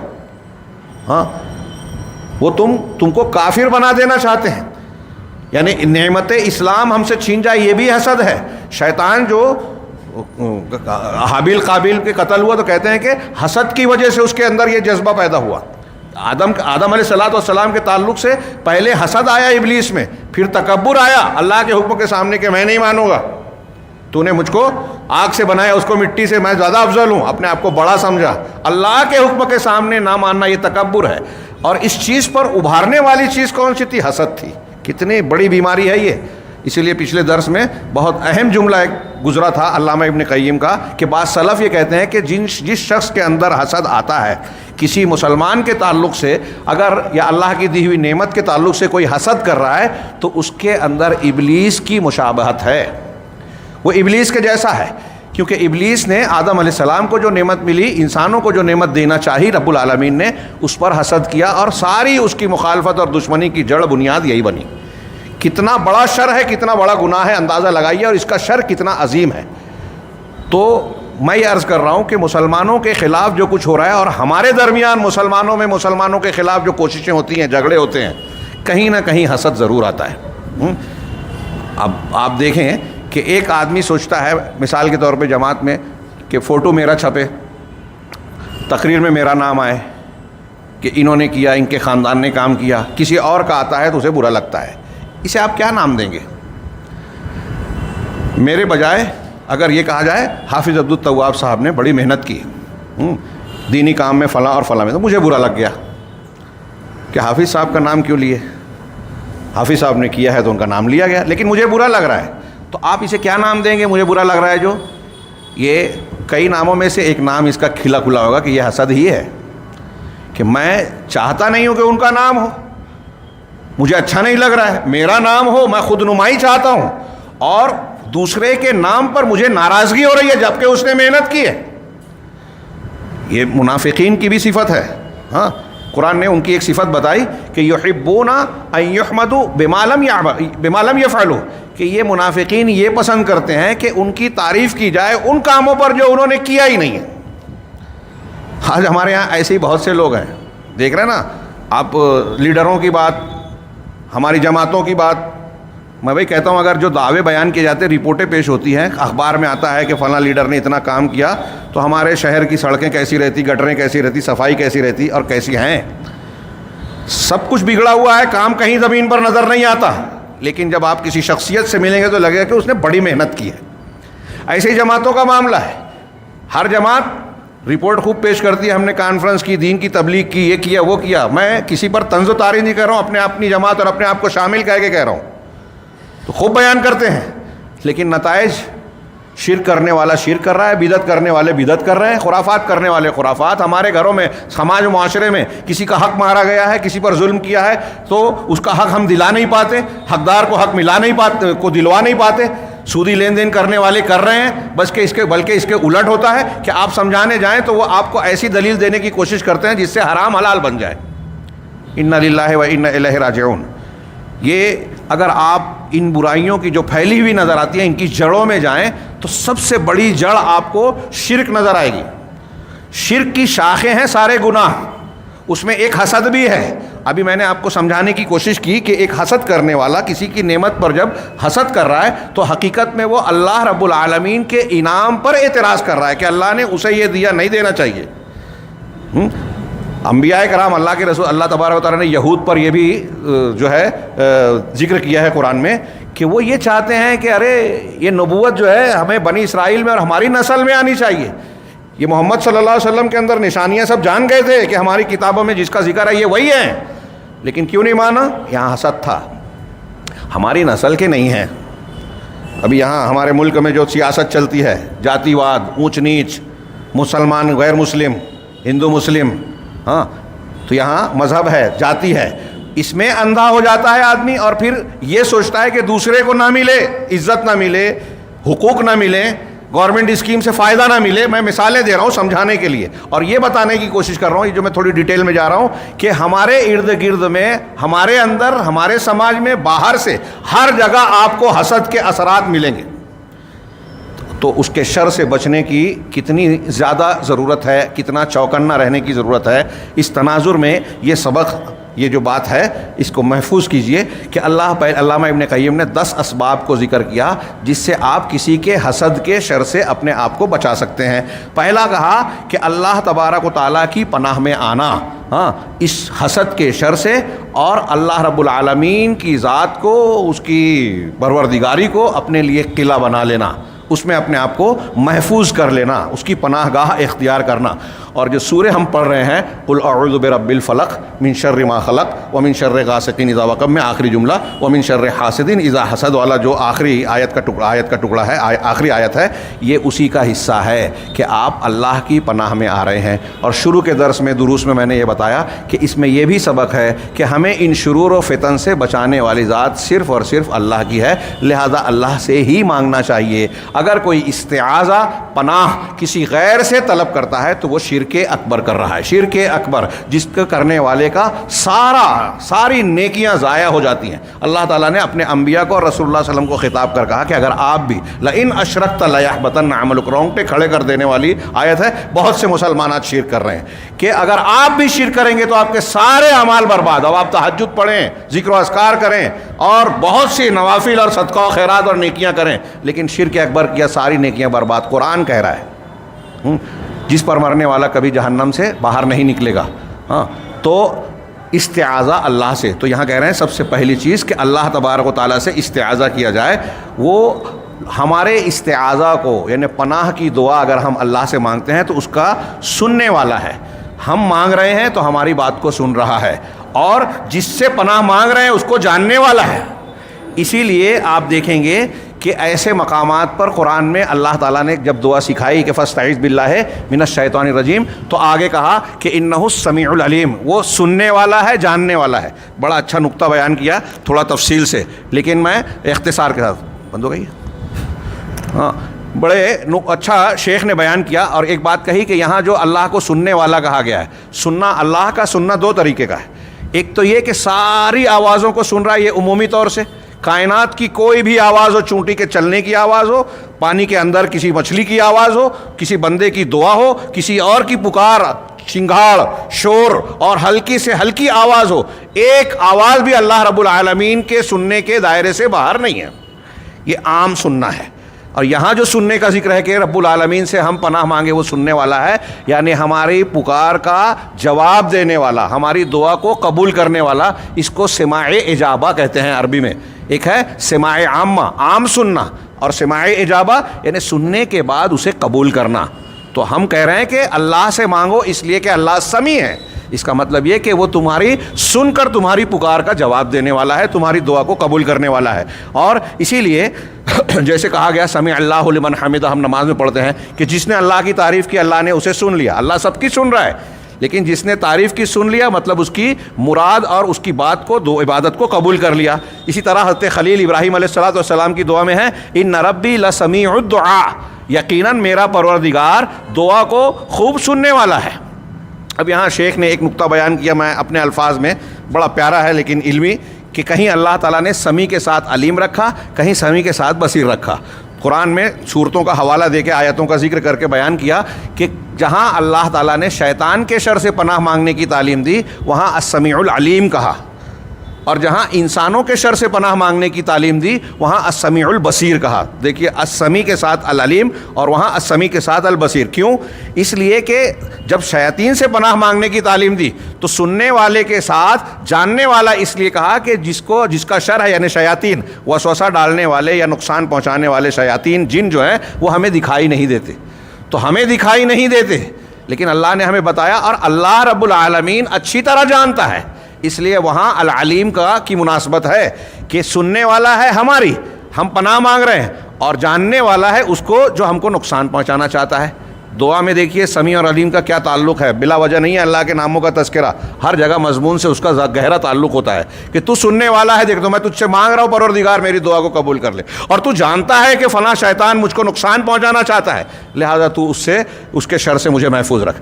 اور انسانوں کا جو شر ہوتا ہے وہ ہمیں انسانوں کی تگ و دو سرگرمیاں دکھائی دیتی ہیں، یہ لوگوں کی نگاہ میں رہتی ہے عمومی طور پہ، ظاہر طور پہ جو اعضاء و جوارح اور حرکت و سکنات کی شکل میں ہوتی ہے، خیالات وغیرہ نہیں، تو وہ جذبات الگ ہیں. تو وہاں کہا سمیع بصیر کہ اللہ تعالیٰ سننے والا اور دیکھنے والا ہے. ہاں تو پہلا سبب بتایا کہ اللہ رب العالمین سے پناہ طلب کرنا. دوسرا سبب اللہ تبارک و تعالیٰ کا تقوی اور اس کے اوامر اور نواہی کی پابندی اور حفاظت کرنا، تقوی اختیار کرنا.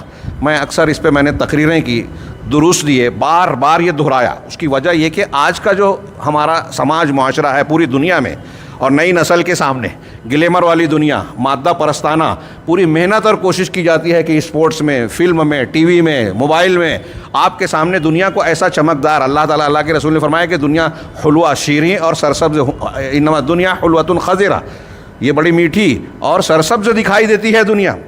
اسی کے چکر میں آ کے لوگ آخرت کو بھلا دیتے ہیں، اور شیاطین الانس بھی اس کو بہت گلیمر کے ساتھ سجا کے دکھاتے ہیں اور تاثر یہ دیتے ہیں دیندار طبقات کو بہکانے کے لیے کہ اگر آپ دین پر قائم رہیں گے، عقیدہ، ایمان، آخرت کرتے رہیں گے تو دنیا کی لذتوں سے محروم رہیں گے. اور جو لوگ دین کو چھوڑتے ہیں دیکھیے کیسے پردے سے باہر نکل کے خواتین، مرد اور خواتین، ہاں پردہ ہی نہیں بلکہ بدن کے کپڑوں کو بھی اتار دیتے ہیں، ہلکے رہتے ہیں، زندگی کو مزہ لیتے ہیں، انجوائے کرتے ہیں.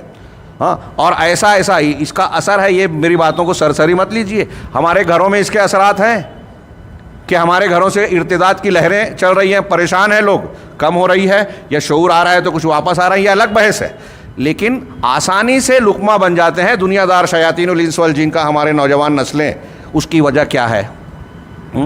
اس کی وجہ یہ ہے کہ مادہ پرستانہ مزاج کا غلبہ ہو گیا ہے. ہر کوئی دنیا چاہتا ہے، دنیا کی چمک دمک کے پیچھے بھاگا جا رہا ہے. روحانیت، معنویت، آخرت، یہ اس کا مادہ کمزور پڑ گیا ہے. اور کمزور اگر کسی کے رہتا بھی ہے تو وہ ایسا سمجھتا ہے کہ کچھ فضائل پر، دین کی کچھ باتوں پر ایکسٹرا ٹائم میں جز وقتی عمل کر لیں گے. ہاں خاص ایک آدھ دو عمل ہے، نماز پڑھ لیا، کچھ نوافل پڑھ لیا، جنت ہماری پکی ہو گئی. اب دنیا کمانے میں لگ جائیں، حلال حرام کی تمیز کھو دے میں، اور مولوی صاحب کو کچھ چندہ وندہ دے دیں گے تو ہمارا حرام بھی حلال ہو جائے گا.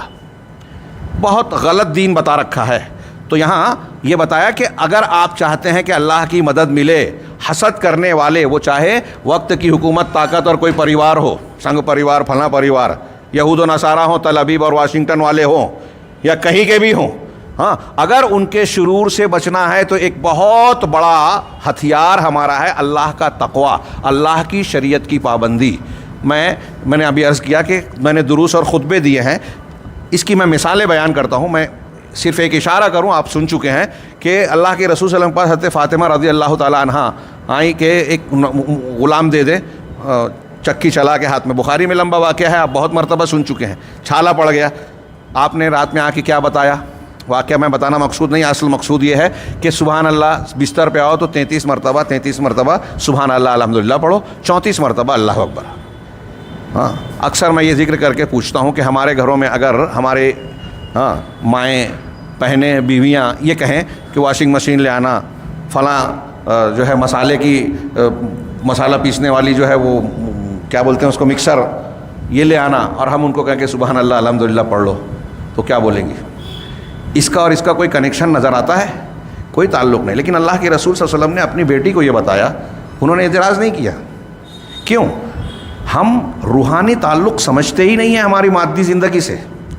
ایک روایت جو بخاری میں ہے اور تھوڑے الفاظ کے اور واقعے کے فرق سے ترمذی میں بھی ہے، ہاں صحیح بخاری میں بھی ہے، کہ ایک صحابی نے آ کے اللہ کے رسول سے کہا کہ میں محنت مشقت کمائی دمائی کے لیے دوڑ دھوپ کرتا ہوں، اور میرا یہ بھائی جو ہے آپ کے خدمت میں رہتا ہے، دین سیکھنے میں لگا رہتا ہے، تو گھر کے خرچے پانی کا یا اخراجات کا پورا بوجھ مجھ پر پڑتا ہے. یہ میں اپنے الفاظ میں کہہ رہا ہوں. تو اللہ کے رسول صلی اللہ علیہ وسلم نے بخاری کی روایت میں جو جملہ ہے کہ انما تنصرون وترزقون الا بضعفائکم وصغارکم، کہ تم کو جو مدد ملتی ہے، تم کو جو رزق ملتا ہے، تمہارے گھروں کے جو چھوٹے لوگ ہیں اور جو کمزور لوگ ہیں ان کے ذریعے سے دیا جاتا ہے.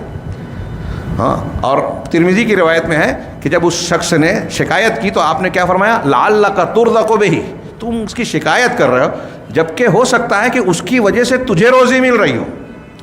شیخ عبد الرحمن بن ناصر سعدی نے اس کی توجیہ کرتے ہوئے 4-5 شکلیں بتائی ہے کہ کیسے ایک آدمی دکان چلا رہا ہے، دوڑ دھوپ کر رہا ہے، مارکیٹ جا رہا ہے، کاروبار کر رہا ہے، بیچنے جاتا ہے، خریدنے جاتا ہے، تو لگتا ہے کہ میں کما رہا ہوں. تو یہ اس کا مادی معاملہ ہوا. ٹھیک ہے، کمانے کے لیے یہ چیزیں کرنا ضروری ہے، لیکن ان مادی امور میں جو روحانی اسباب اثر انداز ہوتے ہیں وہ اس سے زیادہ طاقتور ہوتے ہیں. وہ روحانی اسباب کیا ہیں؟ شیخ عبد الرحمن بن ناصر نے اس کی کئی توجیحات کی. ایک تو یہ کہ اگر آپ کے گھر میں آپ کی بیوی ہے، آپ کا بیٹا ہے جو ابھی کمسین ہے، آپ کا کوئی بھائی یا رشتہ دار ہے جو اپاہج ہے، بیمار ہے، آپ کما رہے ہیں، وہ بھی کھا رہے ہیں، تو حقیقت میں جو آپ کما رہے ہیں نا، وہ ان کا بھی حصہ اللہ آپ کو دے رہا ہے. کیونکہ ایک بندہ جب دنیا میں پیدا ہوتا ہے تو جب فرشتہ اللہ کے حکم سے ماں کے پیٹ میں روح ڈالنے آتا ہے، نطفہ مضغہ جو ہوتا ہے نا پیدائش کے مراحل، تو جان ڈالنے کے ٹائم فرشتہ 4 چیزیں لکھتا ہے. صحیح بخاری مسلم کی حدیثیں آپ جانتے ہیں. تو ان 4 چیزوں میں سے ایک چیز یہ بھی ہوتی ہے کہ یہ جو بچہ پیدا ہوگا تو اس کیا کھائے گا، اس کا رزق کیا ہوگا. پیدا ہونے سے پہلے جب اس کی جان ڈالی جا رہی ہے اس وقت یہ طے ہو رہا ہے، پہلے سے لوح محفوظ میں لکھا ہے تقدیر میں. ابھی یہ لکھ رہا ہے فرشتہ کہ یہ کتنا کھائے گا، ابھی پیدا نہیں ہوا. اب جب وہ پیدا ہو رہا ہے تو جو لکھی ہوئی روزی ہے نا اللہ کی طرف سے، وہ اپنی اس لکھی ہوئی روزی کو لے کر آ رہا ہے.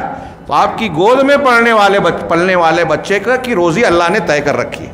اور اہل علم نے کہا کہ جیسے تمہاری موت تمہارا تعاقب کرتی ہے ہر بندے کی، ایسے ہی ہمارا رزق ہمارا تعاقب کرتا ہے. وما من دابۃ علی اللہ وما من دابۃ فی الارض الا علی اللہ رزقها. دنیا میں کوئی جاندار ایسا نہیں ہے جس کی ذمہ داری، روزی کی ذمہ داری اللہ پر نہ ہو. اس کا مطلب یہ ہوا کہ ہمارے لیے اللہ نے جتنی روزی لکھی ہے نا، ہم اتنا کھائے بغیر مر ہی نہیں سکتے، موت نہیں آئے گی. تو اب ایک بچہ ہمارے گھر میں پیدا ہوا.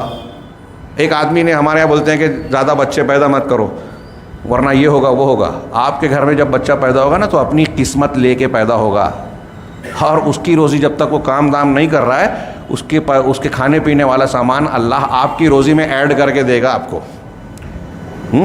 ایک توجہ تو یہ ہوئی کہ وہ اپنی قسمت لے کے آ رہا ہے.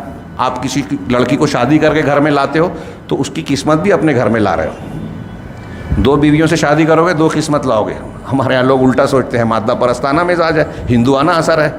دوسری چیز لوگوں نے بیان کی عبد الرحمن بن ناصر سعدی نے کہ ایک آدمی اگر گھر کا کماؤ ہے، کماتا ہے، محنت کرتا ہے، تو اس کے گھر کی بچیاں، بچے چھوٹے، بیوی جو نہیں کر پاتے اس کی مدد ان کاموں میں، وہ جب دعا کرتے ہیں نمازوں کے بعد یا مختلف اوقات میں، تو اللہ سے یہ دعا کرتے ہیں کہ پروردگار تو نے ہمارا رزق ہمارے شوہر، ہمارے والد، ہمارے بھائی کے ہاتھ پہ دیا ہے، تو اس کو برکت دے.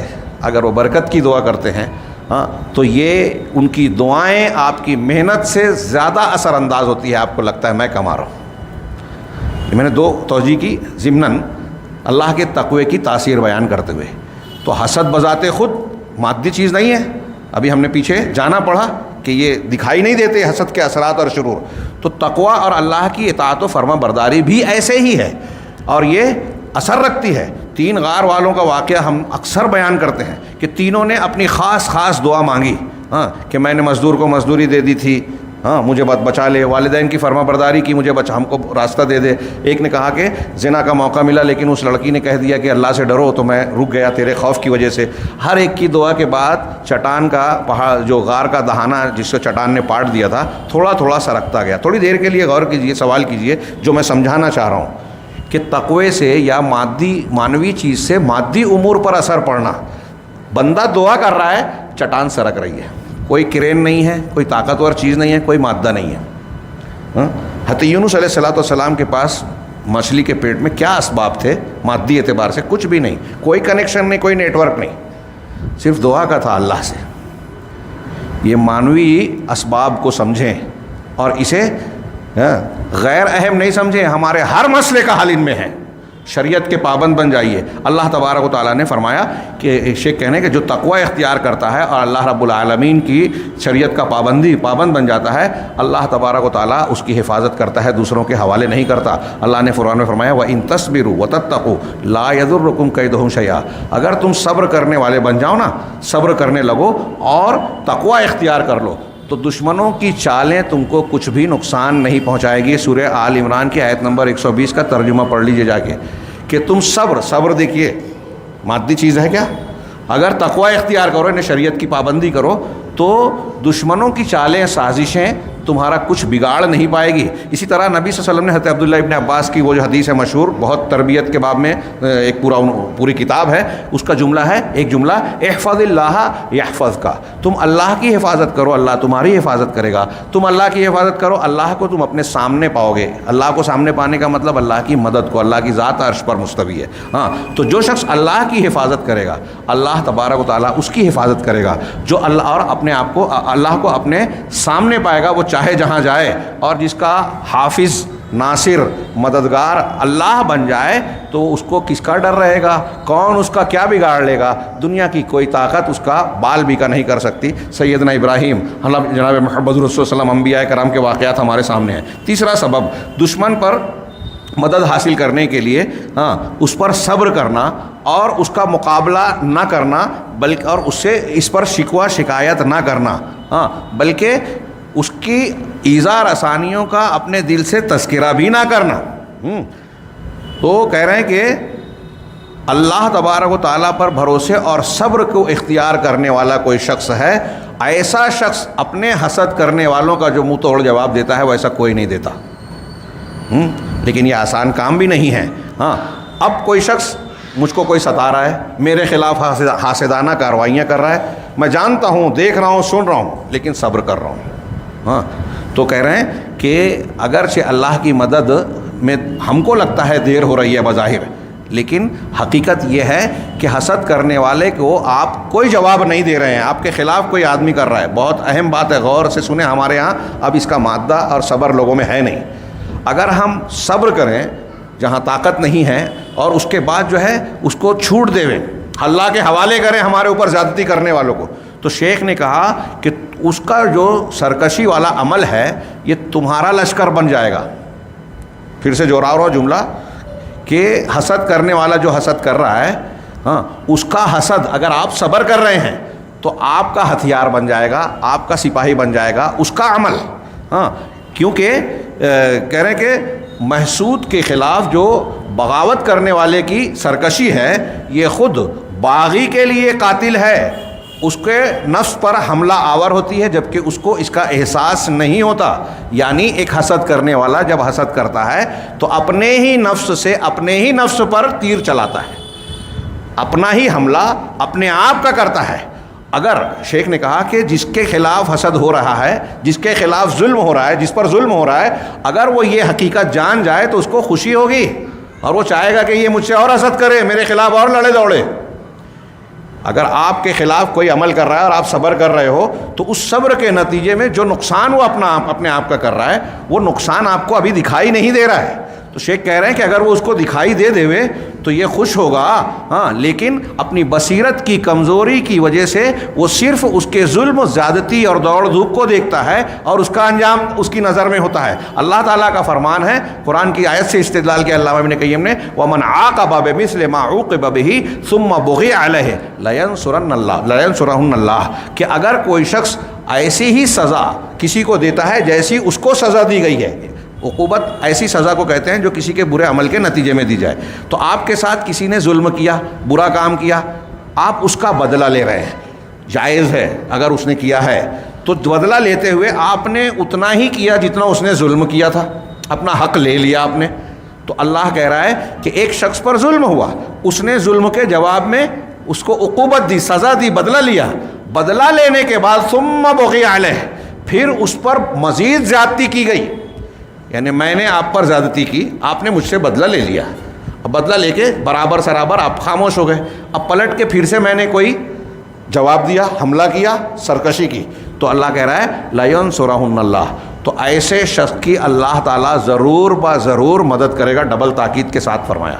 علامہ ابن قیم نے کہا کہ جو شخص، یہاں آپ اس آیت پر غور کیجئے کہ جو شخص پہلی مرتبہ میں اپنا حق لے رہا ہے، بدلہ لے لیا، پھر بعد میں صبر کر رہا ہے تو اللہ اس کی مدد کر رہا ہے۔ اب اگر کوئی شخص سرے سے پہلی مرتبہ بھی بدلہ نہ لے تو اللہ تبارک و تعالیٰ کیا اس کی مدد نہیں کرے گا، اس کو جواب نہیں دے گا؟ ہاں کہہ رہے ہیں بلکہ وہ اور زیادہ مدد کا مستحق ہوگا، اللہ تعالیٰ اسے چھوڑے گا نہیں۔ لہٰذا کسی پر اگر ظلم ہو رہا ہے تو مظلوم یہ یقین رکھے کہ ظالم بچنے والا نہیں ہے۔ ہاں کہہ رہے ہیں کوئی بھی ایک، آگے شیخ نے ایک جملہ کہا کہ جتنے بھی گناہ دنیا میں پائے جاتے ہیں ان میں یہ بغاوت، سرکشی اور رشتہ کاٹنا، یہ دو گناہ ایسے ہیں جو سب سے زیادہ تیزی سے جس کا اللہ تعالیٰ بدلہ دیتا ہے۔ یہ حدیث کے مضمون کی طرف اشارہ ہے۔ ہاں والدین کی نافرمانی، بغاوت، اور والدین کے ساتھ ساتھ کہیں کہیں قطیعۃ الرحم کہا گیا، رشتہ کاٹنا، اور رشتہ کاٹنے میں سر فہرست والدین کے رشتے کو غلط طریقے سے برتاؤ کرنا ہے۔ چنانچہ یہ کہہ رہے ہیں، آگے شیخ نے کہا اور اس سے پہلے میں نے بیان کیا کہ اللہ رب العالمین کا یہ قانون ہے، سنت ہے، اس کا طریقہ ہے کہ اگر ایک پہاڑ بھی دوسرے پہاڑ پر بغاوت کرے گا تو اللہ تبارک و تعالیٰ بغاوت کرنے والے پہاڑ کو چکنا چور کر دے گا۔ یہ جو مضمون ہم پڑھ رہے ہیں، اب ایسے میں ہمیں رونے دھونے اور اللہ رب العالمین سے شکوہ شکایت کرنے کی ضرورت نہیں ہے کہ لوگ مسجد توڑ دیے، گھروں پر بلڈوزر چلا رہے ہیں، مسلمانوں کے لیے مدد نہیں آ رہی ہے، ایسا لوگ لکھتے ہیں سوشل میڈیا پہ، جاہل لوگ، ان کی ایمانی تربیت نہیں ہوئی ہے، یہ امتحان میں فیل ہیں، اللہ کے امتحان میں، انہیں اللہ رب العالمین کی سنت کو جاننا چاہیے۔ ہاں فرعون کتنا ظالم تھا، لیکن پہلے ہی دن اللہ نے اس کو عذاب دے دیا کیا؟ آج ہم جانتے ہیں کہ اس کو اللہ نے ڈبا دیا، عبرت کا نشان بنا دیا، لیکن جس دن حضرت موسیٰ علیہ السلام نے بد دعا کی تھی اور اللہ نے کہا بھی کہ قبول ہو گئی، کیا دوسرے دن عذاب آ گیا تھا؟ ہاں بعض لوگ کہتے ہیں مفسرین کہ کئی سالوں بعد ہوا، ہمیں لگتا ہے دیر ہو رہی ہے، لیکن حقیقت میں اللہ رب العالمین کی ذات حکمت والی ہے، وہ جانتا ہے کب کون سا عمل ہونا چاہیے۔ چوتھی چیز، وقت زیادہ ہو رہا ہے حافظ صاحب، یہ اسباب اگلے ہفتے کر دوں کہ ختم کریں؟ یہ اس میں اگر میں آج ہی ان اسباب کی تکمیل کروں گا تو اس میں جو علمی اور مفید باتیں ہیں اس کو چھوڑنا پڑے گا، سرسری میں وہ علمی بات نہیں آئے گی جو بہت فائدہ مند ہے ہماری روزمرہ کی، میں نے جیسا کہ کہا ضرورت کی چیز ہے۔ ان اسباب میں بڑے پیاری پیاری باتیں ہیں علامہ ابن قیم نے، اور ایک طریقے سے دیکھا جائے تو یہ مفصل بھی بہت مختصر ہے۔ ہاں لہٰذا میرا بھی پکا ارادہ تھا پختہ کہ آج کے درس میں ان 10 اسباب کو میں پورا بیان کر دوں، لیکن رہ گئے ہیں یہ انشاءاللہ چوتھے سبب کا کہ تھوڑی سی میں نے بات کی، ذکر کیا نہیں، چوتھا سبب شروع نہیں ہوا، 3 اسباب کا ذکر ہوا، بقیہ اسباب انشاءاللہ آئندہ ہفتہ ہم دیکھیں گے۔ اللہ رب العالمین سے دعا ہے کہ وہ ہمیں دین کی صحیح سمجھ اور اس پر عمل کی توفیق عطا فرمائے، اور اس کی برکت سے دنیا اور آخرت میں ہمیں کامیابیوں سے نوازے۔ وآخر دعوانا ان الحمد للہ رب العالمین، وصلی اللہ علی نبینا محمد۔